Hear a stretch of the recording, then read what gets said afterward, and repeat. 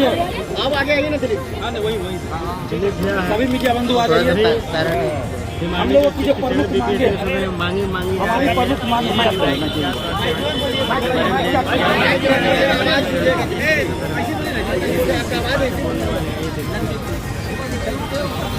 हमारी जो प्रमुख मांगे हैं, हम लोग 2 बार 3 बार यहाँ आ चुके हैं और 22 नवंबर को हमने बाकायदा लिखित में भी दिया, सोच भी दिया सारा।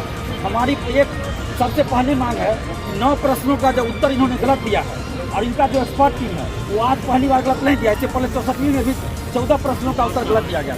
तो हम लोग बहुत पहले से मांग कर रहे हैं कि जो एक्सपर्ट टीम आपका है उसको बदल दिए, लेकिन इसके बावजूद भी इस बार भी 9 प्रश्नों का उत्तर गलत दिया गया और उसके वजह से बहुत सारे योग्य अभ्यर्थी बाहर हो गए। 11,607 जो पीटी का रिजल्ट आया उसमें से हजारों ऐसे अभ्यर्थी हैं जो कहीं न कहीं धांधली सेटिंग से आए और हजारों अभ्यर्थी ऐसे भी हैं जो मेरिट से आए।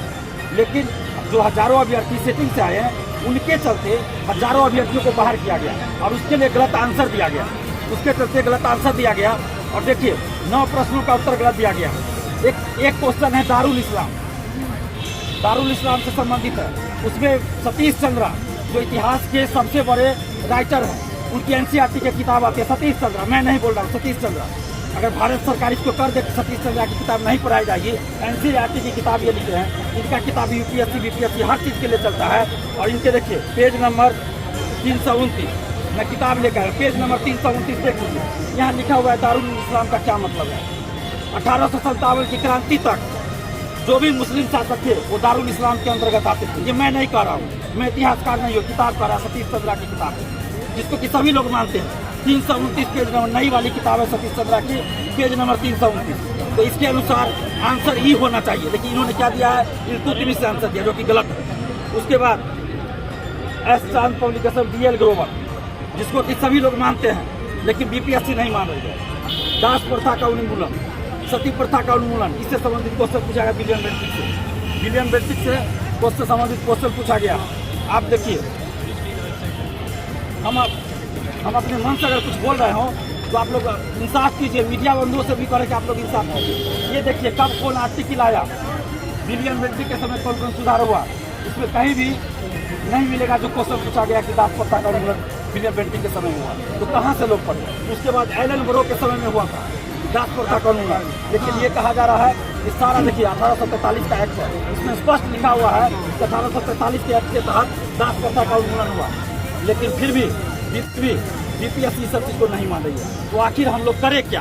तो हम नीतीश कुमार जी से इसी तरह 9 प्रश्न है, ऐसा 9 प्रश्न है जिसका कि सारा प्रूफ है और कोई भी आदमी देख सकता है। आजकल विजय सिन्हा आए थे दिलीप जी, संयुक्त राष्ट्र का देखिए, संयुक्त राष्ट्र का ये पूरा आया हुआ। विजय सिन्हा आए थे आज।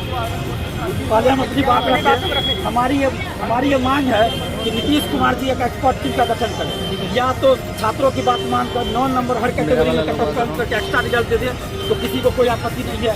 या नीतीश कुमार जी को अगर लगता है कि हम लोग झूठ बोल रहे हैं, कि 6 लाख अभ्यर्थी झूठे हैं, तो नीतीश कुमार जी खुद अपने से एक एक्सपर्ट टीम बना दे और उनमें वो जिस शिक्षकों को रखेंगे, अमरिंदर कुमार द्वारा जो टीम गठित किया उसके अलावा नीतीश कुमार जी जिन शिक्षकों को रखेंगे हम लोग उनको मानने के लिए तैयार है। वो जो एक्सपर्ट कमेटी जो रिपोर्ट देगी उसको हम लोग मान लेंगे। और दूसरी बात कि जो रिजल्ट है PDF वो MRC में 6 साल की बात आ रही है, उसकी CBI जांच हो, मेंस की तिथि बढ़ाई जाए और आगे जो 68वीं में निगेटिव मार्किंग की बात है तो ये ऑप्शन को हटाया जाए, उसके बाद ही निगेटिव मार्किंग लाया जाए।